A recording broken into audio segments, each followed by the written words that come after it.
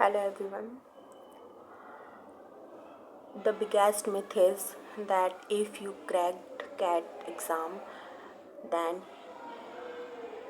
banking prelims is like a fling for you.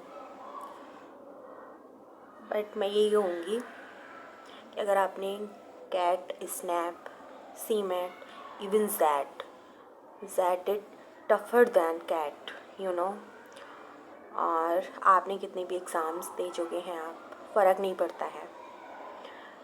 क्योंकि अगर आप ये सोचते हैं ना कि हम तो कैट क्रैकर हैं, हम 99 परसेंटाइल कैट में करके बैठे हुए हैं, 100 परसेंटाइल कैट में करके बैठे हुए हैं, और हम तो प्रीलिम्स को यूँ ही क्रैक कर देंगे, बहुत इजी है हमारे लिए प्रीलिम्स।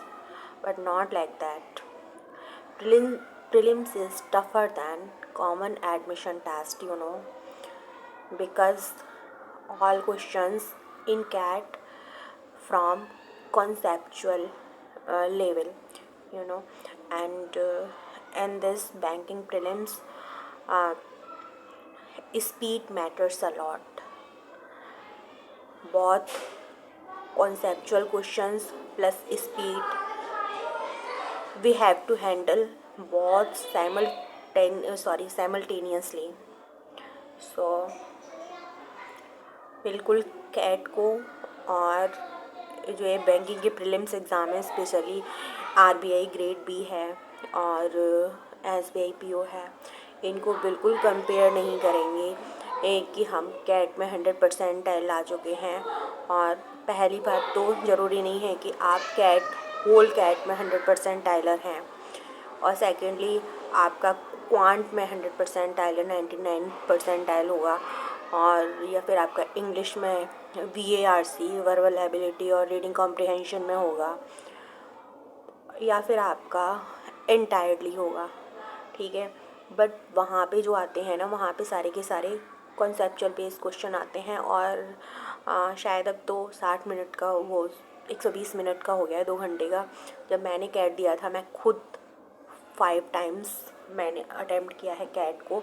मैंने कैट एग्ज़ाम दिए हैं 5 साल, मैंने स्नैप दिया है 3 साल, मैंने स्नैप पेपर भी दिया है, अटेम्प्ट किया है, मैंने जैट दिया है, ठीक है, मैंने सीमेट भी दिया है, मैंने महाराष्ट्र CET भी दिया है, और उस टाइम पे FMS अपना ओन टेस्ट कंडक्ट करवाता था।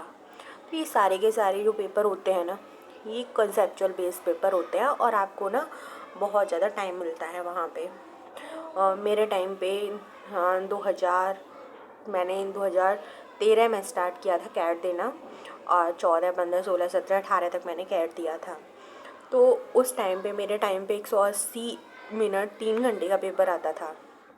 अब तो वो 2 घंटे का हो गया, 120 मिनट्स का हो गया।